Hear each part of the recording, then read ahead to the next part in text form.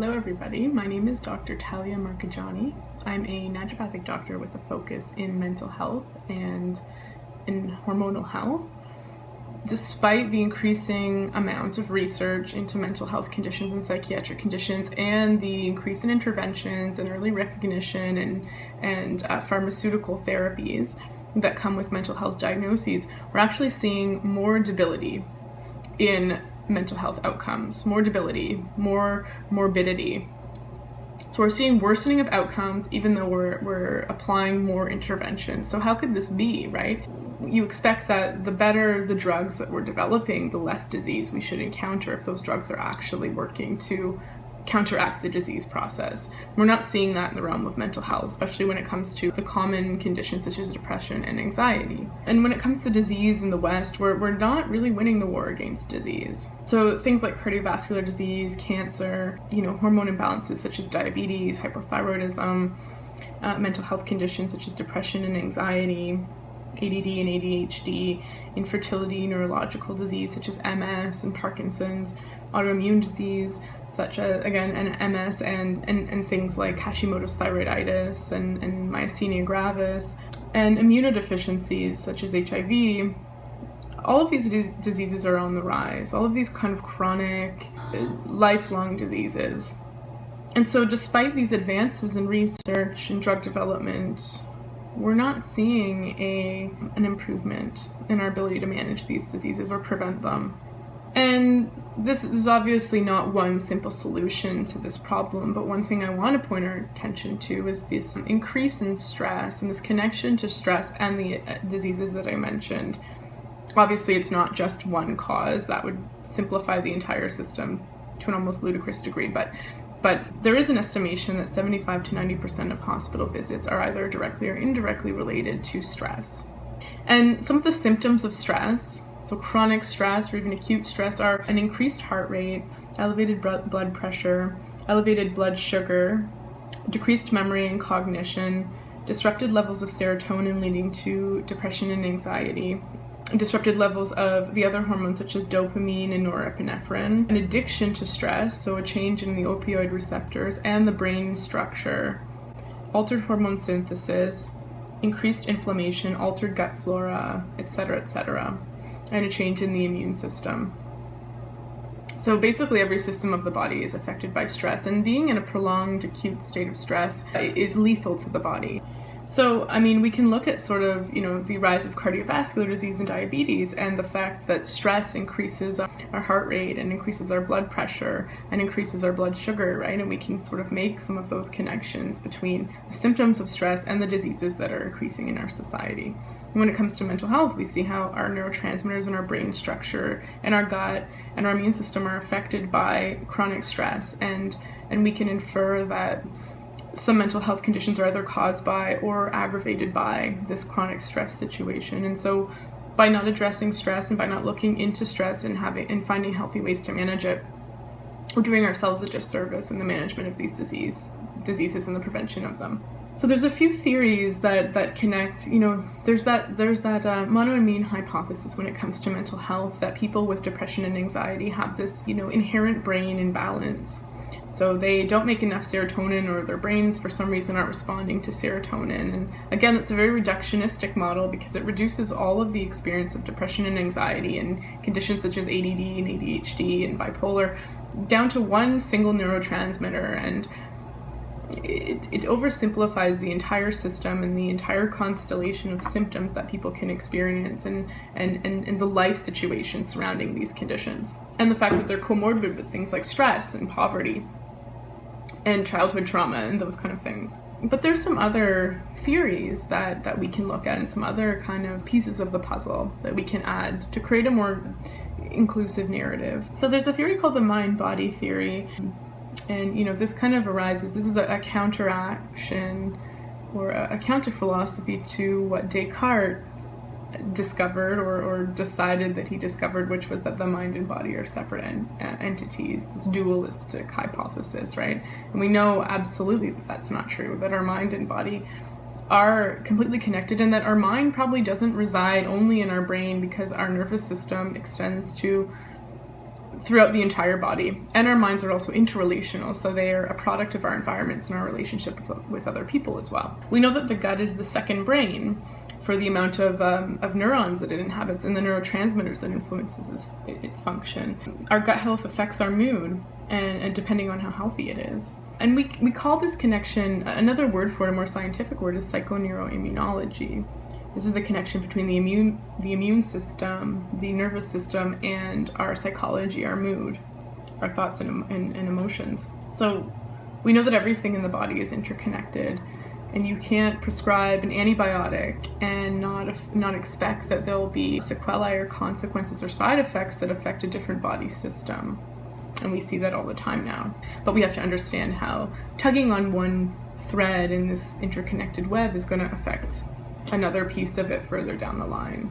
There's also this energetic model of mental health, and that's that the emotions have their own energy. There's this theory that emotions can manifest as physical symptoms, and we see this in the work of Gabor Mate, who writes extensively about stress and addictions and mental health in his book, The Body Says No.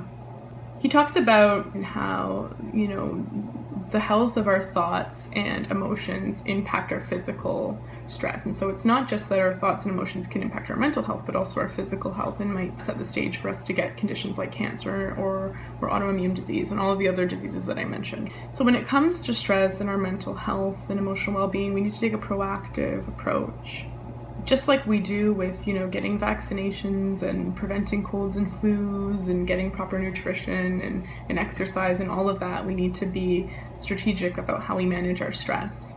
The World Health Organization defines mental health as a state of well-being in which every individual realizes his or her own potential, can cope with the normal stresses of life, can work productively and fruitfully, and is able to make a contribution to her or his community. So notice that this definition isn't simply the absence of disease, and it's not necessarily a normalizing, being happy or not having diagnoses. This definition is about realizing one's potential and experiencing emotional wellness, for lack of a better word. So an ability to cope with life stressors and to live a life of meaning and purpose. So I want to talk about 5 tools that are really important for establishing a self-care and emotional wellness routine and for improving mental health. These strategies may not be sufficient enough for more serious psychiatric conditions, but I believe that they form the foundation of proper lifestyle strategies to help with increasing our emotional wellness and our ability to cope with life stressors. So the first one I want to talk about is something called self-care, which is becoming kind of a buzzword in high-stress communities such as universities and even some offices and corporations. So one of the first things I want to talk about is the power of saying no. And sometimes saying no, especially for more agreeable individuals and a lot of the time for women, saying no is a difficult thing for us to do.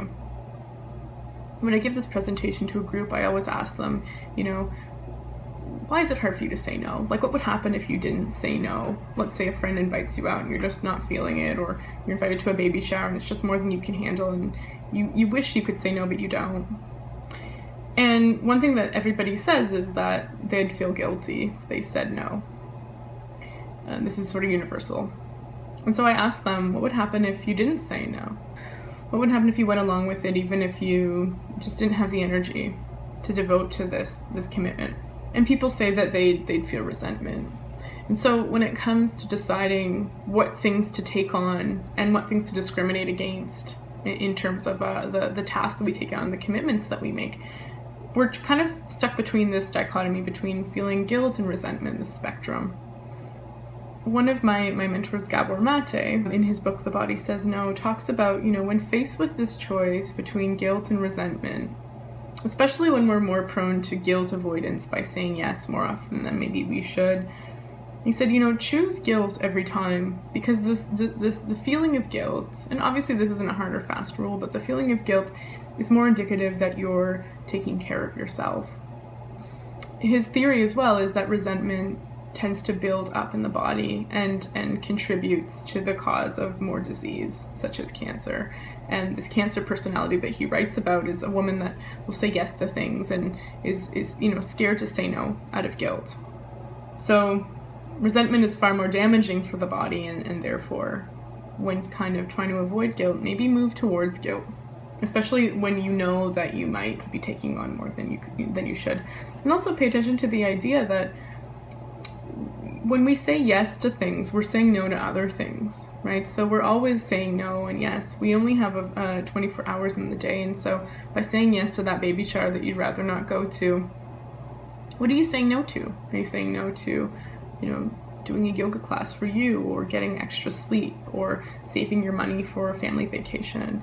So paying attention to those commitments that we make. There's a great article online called The Law of F Yes or No. And this law is, if you're faced with a decision and you're not feeling like this F yes, then say no. And save that time and save those commitments for something else that you're more enthusiastic about. When it comes to self-care, there's another great article that talks about the BACE method. So that's BACE. And this stands for sort of these 4 pillars of self-care. And the first one is body care. So that's making sure you have a healthy diet, that you're supporting yourself nutritionally, that you're getting movement in, that you're sleeping enough. A is acceptance. Just allowing the emotions and that self-care, that self-love to come through. C is connection, so establishing those interpersonal relationships and prioritizing them, especially relationships that feel nurturing, where you can be your authentic self. And E is enjoyment, so finding activities that are fun and cause a sense of enthusiasm and enjoyment in your life.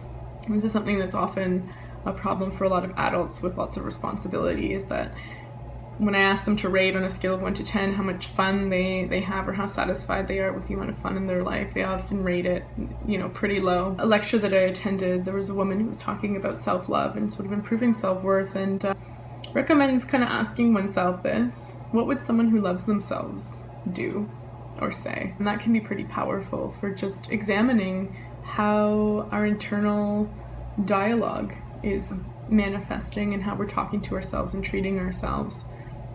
Would someone who loves themselves eat that, or say that, or do that activity, or say yes to that commitment? And just sitting with that question can be really helpful for changing some behaviors or adding perspective to our daily lives. There's also this, lastly, in the realm of self-care, is this idea of Wu Wei, which is a Taoist idea, which is translated roughly into the art of effortless action. In our society, we're kind of educated to pair action with effort. So we don't feel like we deserve success unless our success was the result of a massive amount of effort that we've put in and stress. And according to Wu Wei, this idea that action is objective, we can measure it, but effort is subjective. So you can see if you're performing an action, but the perception of effort behind it is this kind of subjective and thought-based experience. So, we can do the laundry or do the laundry. We can do laundry from a place of self-love and self-care. Like, I want to care for my clothes and to have nice clothes to wear tomorrow. And I'm going to do this for myself, and I'm going to be mindful as I do it. And I'm going to do this, out of necessity, but also out of a natural drive that's coming from this place within. Or I can have, laundry on my to-do list that's causing me stress. So sometimes, even following Wu Wei is about doing less and not feeling guilty for that. The second tool for emotional wellness is journaling and writing. This is one of my favorites. So journaling allows us to keep a record, to get creative, and to engage in self-expression. When we write, we engage both sides of our brain, the motor centers, the language centers, the centers that are involved in language perception and in language generation, also our visual centers. So a lot of our brain is lit up in the act of writing, and that can help integrate some of our deeper thought processes. Writing down things leads to clarity and focus. We're forced to deepen our thought processes and remove ourselves from some of the cognitive loops we might be engaged in. We we can complete our thoughts and reach their inevitable, often ridiculous conclusions, and this kind of comes from some core beliefs, or we call them automatic thoughts, right? Like, I'm a failure, I'm worthless, those kind of things that our brain generates based on past experiences that may not be relevant anymore to who we are now. Through writing, we're forced to look inside of ourselves to causes and explanations for how we feel. We're also able to express ourselves and rid the body of pent-up emotions such as anger and aggression, sadness, shame. I often recommend that people write a letter, especially if there's someone in the past that's done damage to them or hurt them. Someone that they miss, sometimes remembering somebody through a letter. You know, sometimes people wish that they could communicate with someone who's passed away or no longer in their life anymore. And through this letter writing, you're able to. I also have people write letters to themselves from the perspective of their personality at age 80, and this can sometimes provide perspective for patients who are depressed and young, because it gives them an idea of you know, it increases the perspective of their lives. And sometimes I have people personify and anthropomorphize their problems or addictions and write letters to that or write letters from that, and through that process can learn a lot about the relationship between themselves and alcoholism, for example. There's another great activity I like called the God Jar for people that have constant worries or wake themselves up at night and sort of process things, or who are anxious about the future, and the God Jar or the Wish Jar. And so you get a mason jar and little pieces of paper, and you write things that you're worried about or things that you're anxious about or thinking about, and you know, scrunch them up and throw them into this jar, and in essence, symbolically, you're giving those problems to God or to the universe, or you're just simply filing them away for later use. And this is sort of a subconscious or conscious dumping of your problems, especially if you don't have immediate control over them. I mean, in the middle of the night, you're not going to be able to finish your taxes when you're supposed to be sleeping, or, you know, solve a problem at work. And that can often worsen our problems when we're not getting enough sleep. And so then I sometimes have people, you know, open up that jar 6 months later and take a look at some of the things they've written, and that can also generate feelings of accomplishment and achievement and perspective when you find out that those things that you were so worried about 6 months ago are no longer even relevant, and you barely remember them. It's really powerful. Another great exercise is something called a gratitude journal, and there's a TED Talk about this, that for 21 days, and I like to tell people to do this for a full month, 28 days, if you write 3 things that you're grateful for at the end of the day, for 21 days, it actually changes your brain structure and helps you see things in a more positive light and focus on the blessings rather than the things that you lack. Our brains have a negative bias, so they're wired to pay attention to things that we're missing out on and that we're lacking. And when we focus on and acknowledge the things that are going right for us, it can sort of change our perspective. And throughout the day, as you're doing this exercise, you're going to be paying attention to things that you're going to have to write down later. So you're paying attention to the things that went well that you want to include in your gratitude journal. And this can have profound effects. There's some studies about journaling, and there was a study that showed that patients with HIV or AIDS who wrote about their life for 30 minutes had an increased CD4 T-cell count, and that's the cells in the body that are affected by the HIV virus. So by simply writing about their lives, so something about profound, it wasn't just, you know, a grocery list, but writing something profound about their life, such as sharing their life story, actually increased their immune system's ability to function in the face of the HIV virus. And then similarly, there was another study in patients with rheumatoid arthritis. This is an autoimmune condition. They had these patients write for 20 minutes a day for 3 days. And they found that their symptoms went down and their immunoreactivity went down. So we're seeing in these 2 studies, and we're not exactly sure of the causal effect, right? These studies are a little bit of correlative and very difficult to control for, because patients who are in the study, subjects know if they're writing in their journal or not. But these studies were controlled against people who were just kind of mindlessly writing about grocery lists. So it was writing about more profound concepts and sort of outlining a significant life event or life story, or significant events that were happening in the day that had an emotional charge to them. So we find that engaging in journaling, even 20 or 30 minutes a day, can actually modulate the immune system. So if you have an immunodeficiency issue like HIV, it can increase immunoreactivity. And if you have an autoimmune disease like rheumatoid arthritis or asthma, it can lower that immunoreactivity and inflammation. So there's this evidence that journaling and our thoughts and emotions are directly impacting our immune system and our immune system's ability to function and balance itself. The third tool for mental and emotional wellness is interpersonal support. And being a naturopathic doctor who does a lot of counseling in my practice, I tend to favor psychotherapy and counseling as a form of social support for people that don't feel like they can be authentic or have that deep connection with people in their lives. There's evidence that loneliness is the new epidemic, especially in our society. And as social animals, connecting with others is part of our biology, it's part of who we are. Through therapy, what I really like about it is it can help us reframe the past and our personal identity. We can start to identify some automatic thoughts and core beliefs, which are deep-seated beliefs that may not serve us anymore in the present and may actually be contributing to feelings of low mood or behaviors that are unwanted. And it can also allow us to rewrite our life story. So looking back on the past and reframing certain events from the perspective of someone maybe with more resources and power.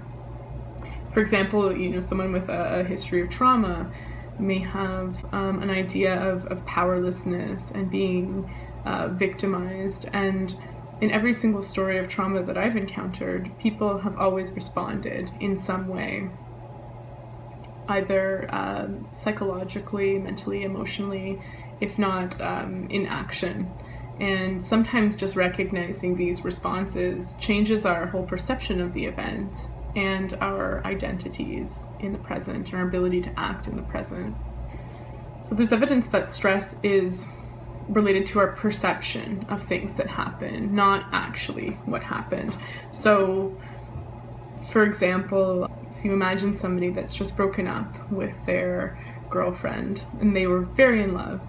And you can imagine sort of what their mental and emotional state would be like. Maybe the next day they don't feel like getting out of bed, there's clothes all over the floor, they haven't brushed their teeth, they're feeling extremely sad and crying.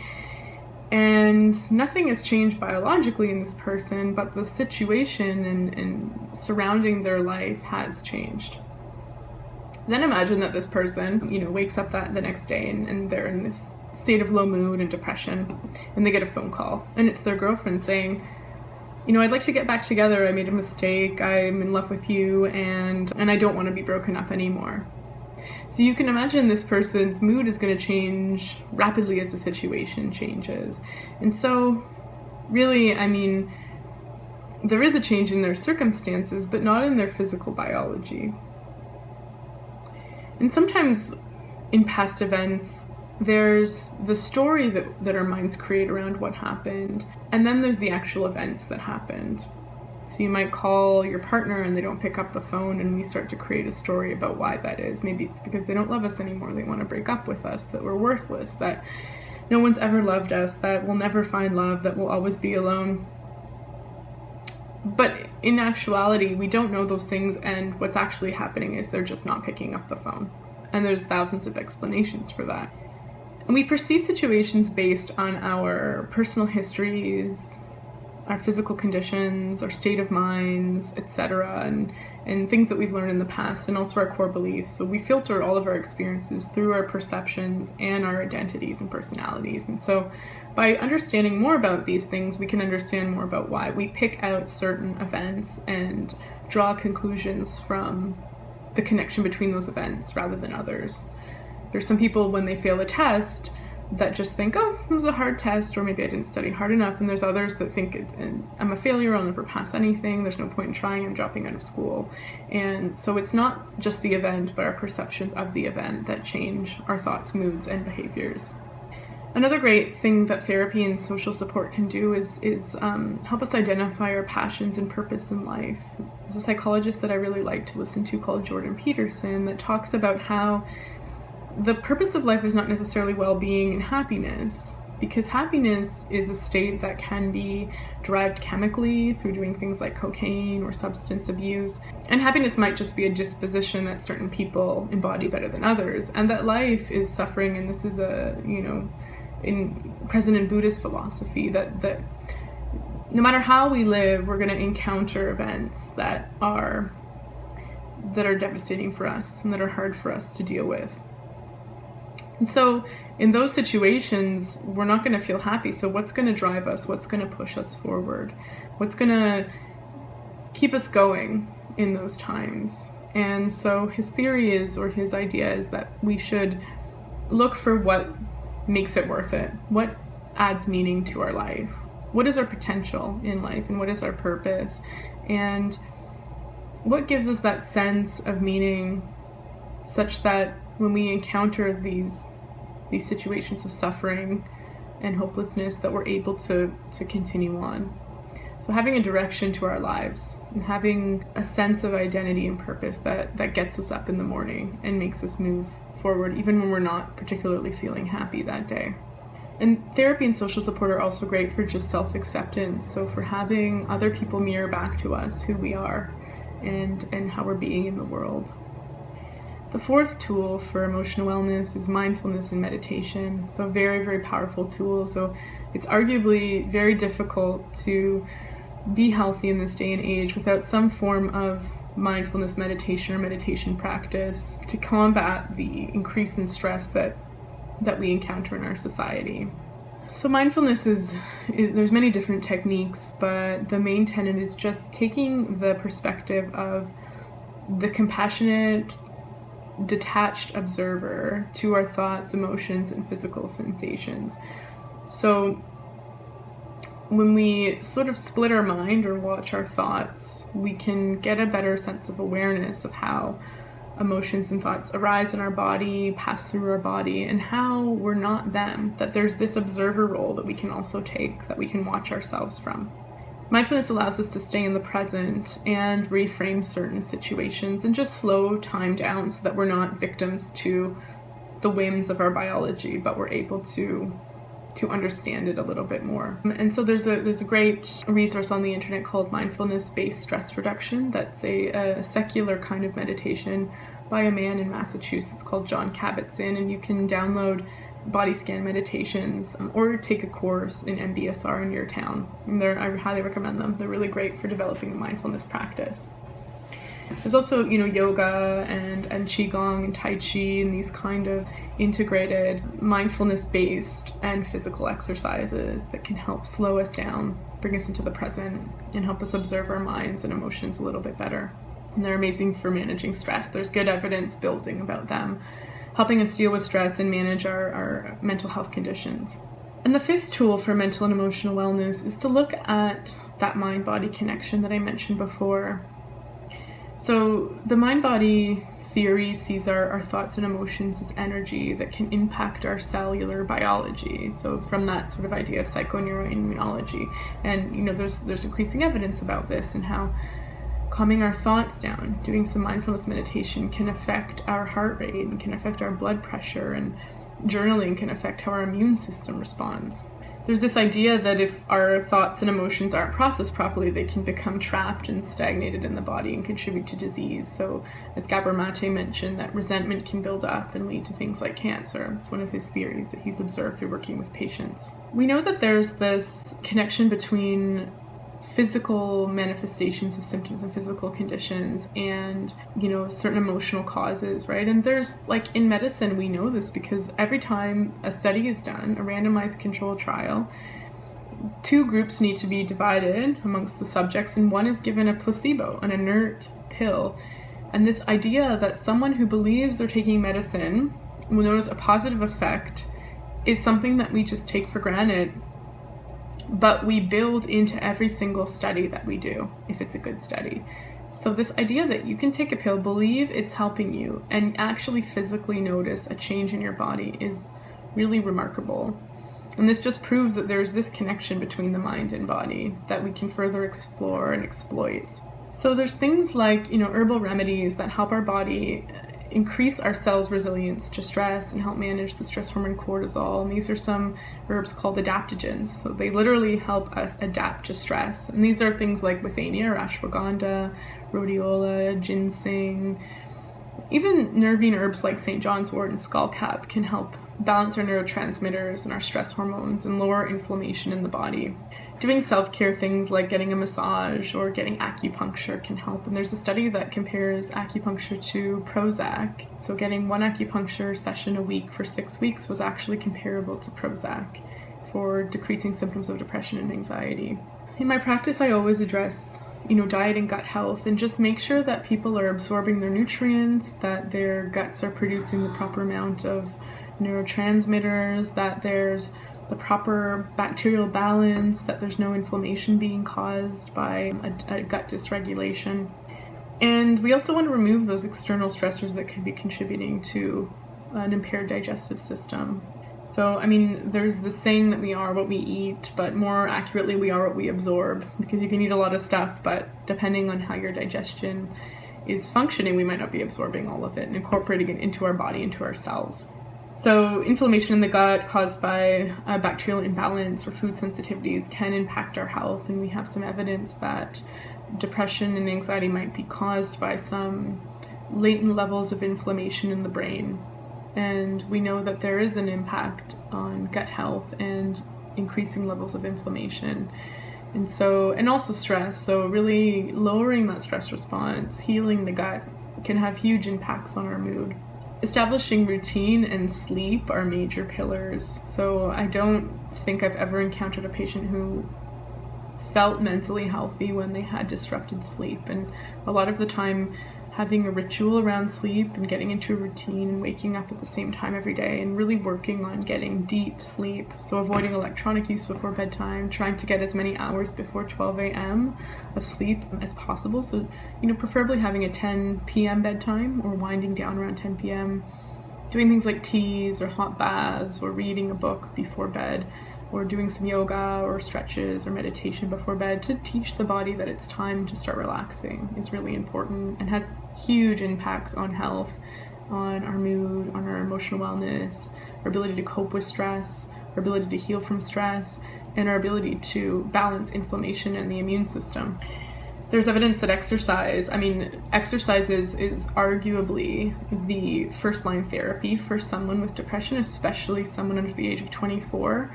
Instead of reaching for pharmaceutical interventions, such as a selective serotonin reuptake inhibitor, more psychiatrists are recommending exercise to young patients, which is wonderful. I'm so happy about that.